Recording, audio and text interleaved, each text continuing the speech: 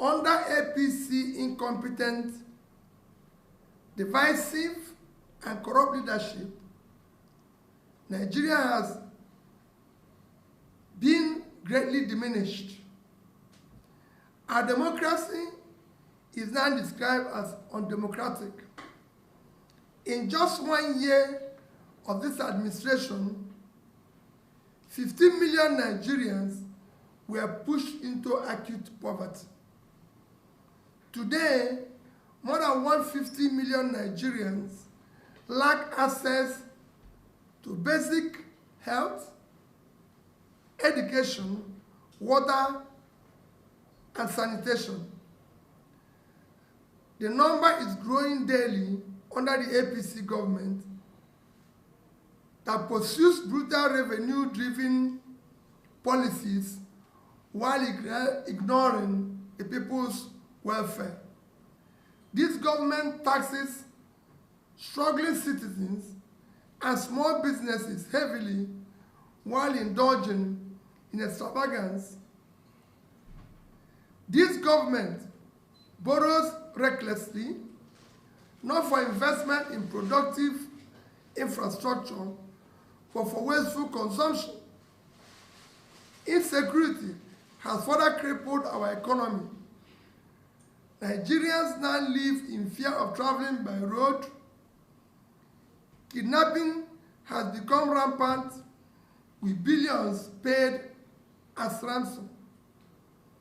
Incompetence in security management has turned our country into one of the most terrorized and unsafe nations in the world.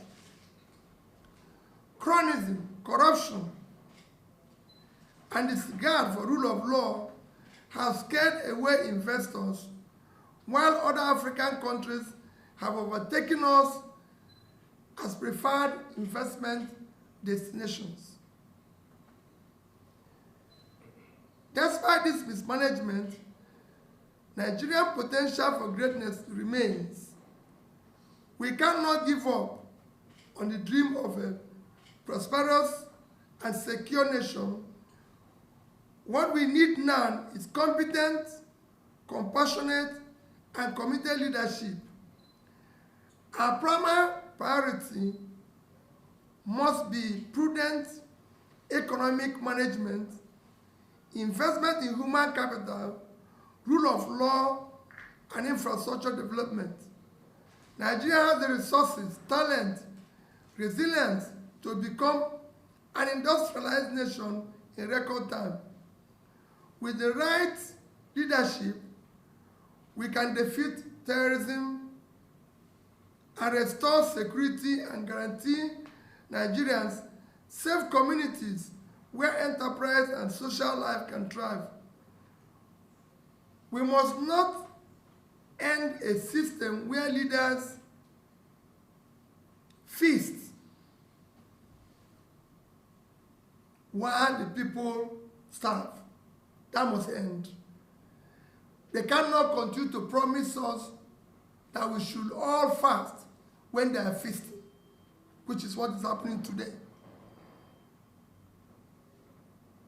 Nigerians, where politics enriches the few, while many are in hunger and in starvation, must end. The old politics must end, and a new politics of prosperity for all must begin. We must reject corruption, bigotry, and division. We must embrace a new Nigeria where leadership is defined by competence, compassion, character, commitment. A new Nigeria is possible. A new Nigeria is possible, but first Peter Obi tells Nigerians and tells Bola Tinubu, you are incompetent and corrupt. Peter Obi tells APC, you are incompetent and you are corrupt. I think the real question to Nigeria is this. Is Peter Obi wrong? Is the APC not incompetent and corrupt? A government that came on the backdrop of insecurity and we have gotten worsened insecurity under this government. So what is wrong in what Peter Obi said? Again, I say to Nigerians, is that true or not? As Peter Obi tells Tinubu and his government, and he calls them corrupt and incompetent, the question still remains the same. How true is it? But is Tinubu not incompetent? Look at the economy. Look at the nation. Look at the living standard of Nigerians since Bola Tinubu took over. What is life right now under this government in Nigeria? I want to ask you to show Nigerians the borrowings of this particular government even from Buhari's time, but let's just say from Bola Tinubu's time. All they've been borrowing money for, can you show Nigerians what they've used that money for? That's why Peter Obi said he's incompetent and is corrupt. As a matter of fact, what can you say that is democratic about our democracy at this particular point? Because no one can argue that both Buhari and Tinubu's government are incompetent and are not corrupt. And it is very, very hard, and it's going to be very hard for anyone to defend this government without looking stupid. Because a government that borrows so heavily while the people cannot see what they're using the money for is nothing but incompetent, because you're borrowing to do phantom projects that we cannot see. You're borrowing to give people money in their cash, in their account, but we cannot tell who these people are. It tells you all the corruption there is to mention. So we've been talking about a captured country. We've been talking about, as Nigerians, we've been talking about a captured nation, a captured legislature. We're talking about a captured INEC, a captured judiciary, a DSS, a EFCC, and so on and so forth. Would you not classify that as corruption, where a few individuals have put their tentacles into the hands of all these different institutions in Nigeria and tilted it to favor them being very corrupt so that they can hide their corrupt gains? A government that removes subsidies because it says subsidies as a result of fraud, it has to remove subsidy. And now it taxes the people to buy that same fuel. You say you're going to remove subsidy, we're going to have excesses, but then in the backdrop of this, you're now taxing the people to buy the same fuel you remove subsidy for. Make that make sense. You're taxing the people for putting money into their own bank account, for withdrawing money from their own bank account. You're taxing them for buying electricity. You're taxing them for putting data on their phones. And then you're also now leveling another 20% tax on their incomes as well. While you're not providing anything, not security, not healthcare, not food, not education. You're not providing anything for the people, but you're constantly taking. That's why Peter Obi said that the government is pursuing excessive taxes on the poor of the nation, so Nigerians cannot even breathe. And that's the same government and the same president that says, let the poor breathe.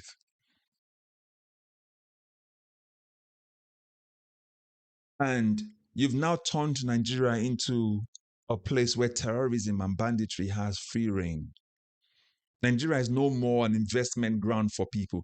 Listen, as the more Nigerians are escaping, the more businesses are also escaping out of the country. Businesses are running en masse.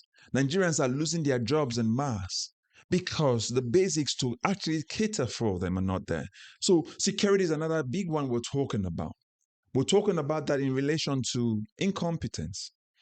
Nigerians can't travel freely anymore because they're either going to be kidnapped or there's banditry or there's terrorism. Some of them getting killed in their villages. And they're having to pay billions and millions for ransom, whilst the government rides in expensive cars. That's why Peter Obi said, you cannot tell us to tighten our belt whilst you're feasting. You're telling us to fast, but you are feasting. Where ordinary Nigerians are having to contribute money, seek help to pay ransom. Banditry and kidnappings have become big businesses in Nigeria. That's why businesses are fleeing. You've now turned our country into a terrorized nation where the Nigerian people are so terrorized.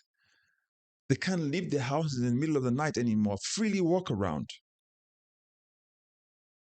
Let's not even talk about the disregard for the rule of law, where our politicians pick and choose what court judgments they want to, they want to obey. And look at the judgments coming out from our courts.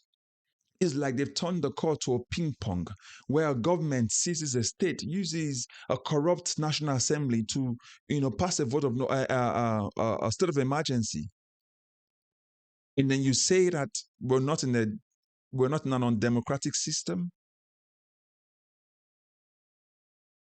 You take over a city, a state illegally. That's why Akpabio had the audacity as well to suspend his own colleague against the constitution for 6 months, just like Bola Tinubu did the same thing to the governor of Rivers State. So whilst Tinubu is telling Nigerians to have faith in his reforms and that the reforms will pay off later, but the underlying question still remains this. Is it telling that same faith to the same Nigerians who are being kidnapped every day? The same Nigerians who bandits are killing every day? The same Nigerians that terrorists are burning them down in a village in Jos, in Plateau State, in Kwara State, where people are fleeing their villages? And he's telling those same Nigerians to have faith in him. What sort of faith are you going to have in a government like this? So at what point in time, because that's exactly what Buhari told Nigerians for 8 years, have faith in me, have faith, our reforms are working. And Bola Tinubu comes back and tells Nigerians, I will continue for when Buhari stopped. And then you know what? It's become worse because he's continued exactly from where Buhari stopped. And he's telling Nigerians the same story, have faith in my renewed hope agenda. But in essence, that renewed hope agenda is renewed Shege, double punishments for Nigeria and for Nigerians. So for all of you guys who will come and say, yes, he's pointing us in the right direction, I want to ask you, is it the Nigerian who is being burnt alive, or the Nigerians who is being kidnapped, or who are being kidnapped, or who are the family of those people who are running around to pay ransom? Are those the Nigerians you're telling them to have faith in the government? While they can see these government officials driving in expensive cars, boasting, stealing from them, and you're telling them to have faith in who exactly? Look at the system. Our system is broken. Nigeria needs reset. And you cannot say the same people who broke the country are the ones that will fix it. It's not going to happen. If the beneficiaries of corruption are those ones that are telling the same people to let them fix the corruption they perpetrated on the people, how do you think that's ever going to fix the nation? We're in a mess. So when you look at Peter Obi's Independence Day speech, it connotes exactly the issue of the day, what is wrong in the nation. Whilst Bola Tinubu is trying to tell Nigerians to be patient with him, the question is for how long? 2 years in, Nigerians have become more impoverished, but the president is actually getting fatter and fatter, and his people are getting fatter and fatter, while ordinary Nigerians are suffering. 2 years in, we can see the state of our nation right now, but then they're still telling us, be okay, be calm. Nigeria is going to be okay, but we're asking when. So when you look at the judiciary, the INEC, the DSS, the EFCC, look at the legislature, what would you say about this government that would connote hope? That's the big question. So again, I ask, all the things that Peter Obi said leads to one thing, leadership.